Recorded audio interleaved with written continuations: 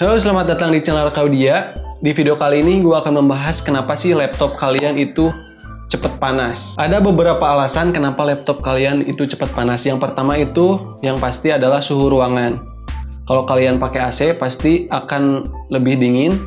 Yang kedua adalah thermal pasta dari laptop itu sendiri. Yang ketiga yaitu tipe prosesornya.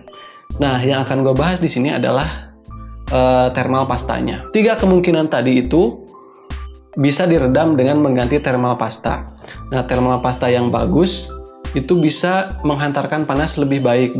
Jadi dari heatsink yang didinginkan oleh kipas itu bisa mengkonduksi dinginnya ke prosesor ataupun ke GPU ya, ke GPU kalian. Jadi lebih dingin. Pada suhu berapa sih laptop kalian itu dikatakan dalam kondisi panas? Sebenarnya berbeda-beda tergantung jenis prosesor yang kalian gunakan. Kalau Intel Pentium misalnya itu dingin panas, maksudnya panas 70 derajat itu udah dikatakan panas banget. Karena memang clocknya itu kan rendah. Nah, kalau i3, i5, i7 itu di angka 70 derajat itu masih normal lah, karena mereka punya clock prosesor yang memang tinggi. Gimana sih kalau misalkan prosesornya AMD yang memang terkenalnya karena panasnya gitu? Mereka juga punya standarisasi suhu maksimal di angka 90-an derajat. Misalnya aja gue itu pakai AMD FX 9800 yang suhu maksimalnya itu adalah 90 derajat. Jadi kalau suhunya udah di angka 80 derajatan ke atas, berarti itu udah dikatakan panas banget. Nah, gimana sih caranya kalian mengecek suhu laptop kalian? Untuk mengeceknya, kalian bisa download software-software seperti CPU ID HW Monitor. Nah, biasanya gue pakai software itu untuk melihat suhu dari laptop gue ya. Nah, setelah kalian melihat suhunya, caranya itu ada dua jenis. Yang pertama adalah suhu idle. Suhu idle itu kalau kalian baru ngidupin laptop kalian, suhunya berapa, dan nanti setelah kalian namanya itu stress test. Jadi stress test itu adalah pengetesan laptop digunakan misalnya untuk merender ataupun main game. Nah, setelah main game itu atau setelah merender, suhu laptop kalian itu jadi berapa derajat gitu. Nah, biasanya yang jadi patokan itu adalah di idle, yang setelah mati dihidupin, setelah lama nggak dipakai dihidupin itu berapa derajat. Biasanya kalau yang bagus itu di angka 30-an derajat, 32 derajat ke bawah. Kalau di angka 25 sampai 30 derajat itu lebih bagus, suhu idle itu ya. Nah, kalau setelah merender itu tergantung beban dari renderannya itu. Misalkan suhu di angka 80-an derajat atau 70-an derajat saat merender itu masih dikatakan normal karena sedang proses yang memang membutuhkan kinerja yang tinggi. Begitu. Nah, kalau misalkan baru dihidupin laptop kalian udah punya suhu yang misalnya 45 derajat ke atas atau 50 derajat ke atas, itu menurut gua dan memang itu udah nggak normal, dan thermal pasta kalian itu wajib diganti. Gue akan berbagi pengalaman saat kemarin laptop gue itu kerasa panas saat ngerender ya, dan setelah lama-kelamaan ngerendernya itu nggak beres-beres, malah terjadi blue screen dan renderannya itu malah gagal. Setelah itu gue cek thermal pastanya itu memang udah kering, dan gue ganti sama thermal pasta ini yang harganya 25.000, dapat banyak seukuran balsam kayak gini. Ini mereknya Hutixi Thermal Grace HT GG260. Ini harganya cuma 25.000 segini.